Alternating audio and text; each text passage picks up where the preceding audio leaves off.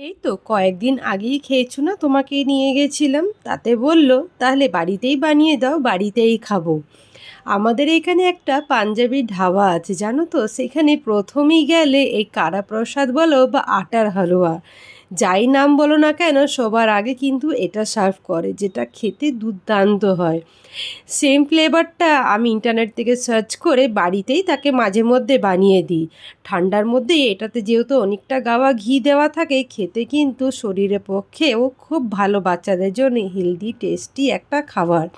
যেটা কড়াইয়ের মধ্যে পুরোটাই ঘিয়ে ভালো করে আটাটাকে দিয়ে ভালো করে লাল করে ভেজে নেব।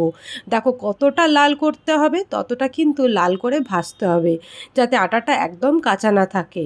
আর সেখানে যে আমি জল গরম করে চিনি বেশ 2 কাপের মতন ভালো করে গরম করে নিয়েছি, যতটা পরিমাণে আটা আছে সেম পরিমাণে কিন্তু মিষ্টি করার জন্য চিনি দিয়ে ভালো করে চিনির শিরাটাকে বানিয়ে নেব।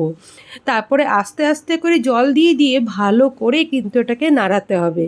যেহেতু আটা আছে, এটা কিন্তু লাম্পসটা খুব তাড়াতাড়ি হয়ে যাবে, তাই এটাকে কিন্তু ভালো করে নাড়াতে হবে, যতটা নাড়াবে ততটাই কিন্তু স্মুথ হবে। এটা জানি বিভিন্ন প্রসেসে বানানো হয়, কিন্তু আমি এক্স্যাক্ট প্রসেস জানি না, আমি যেভাবে ইন্টারনেটে দেখি আর সেইভাবে কিন্তু ছেলেকে বানিয়ে খাওয়াই। খেতে কিন্তু এক্স্যাক্টলি সেমই টেস্ট হয়, আর খেতেও কিন্তু খুব ভালো হয়। টেস্টে কিন্তু একদম নড়চড় হয় না, টেস্টটা কিন্তু সেম থাকে। আর যেই দেখো সুন্দর করে জল শুকিয়ে গেল, তারপরে নামানোর আগে আমি আরেকটুখানি ঘি দিলাম, আর এই ঘিটা না দিলে দেখো কত সুন্দর একটা জুসি টেক্সচার এসছে। তারপরও ঠিক নামানোর আগে আগে নিজের ইচ্ছে মতন একটুখানি ড্রাই ফ্রুটস দিয়ে নামাও। এই ঘিটা কিন্তু একদম কম্পালসারি নামানোর আগে দিতেই হবে, তাহলে কিন্তু এই টেক্সচারটা এতটা জুসি আর সুন্দর হয়। আর খেতেও কিন্তু এক্স্যাক্টলি সেম এই কারা প্রসাদের মতন লাগে, যেটা গুরুদুয়ারায় পাওয়া যায় পাঞ্জাবিদের।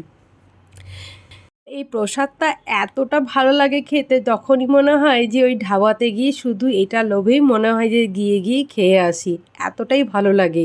পুরোটা ঘিয়ে বানানো, একটা সুন্দর একটা ফ্লেভার, আর খেতেও ততটাই ভালো লাগে। বিকেলে বাচ্চাদেরকে এটা দিয়ে দিলে বা টিফিনে দিলে আর কোনো কথাই না, হেলদি একটা খাবার। তোমাদের কেমন লেগেছে কিন্তু অবশ্যই জানিও, আর ভালো লাগলে লাইক করতে একদমই ভুলবে না। আশা করি সকলেরই আমার এই ভিডিওটা খুব ভালো লাগবে।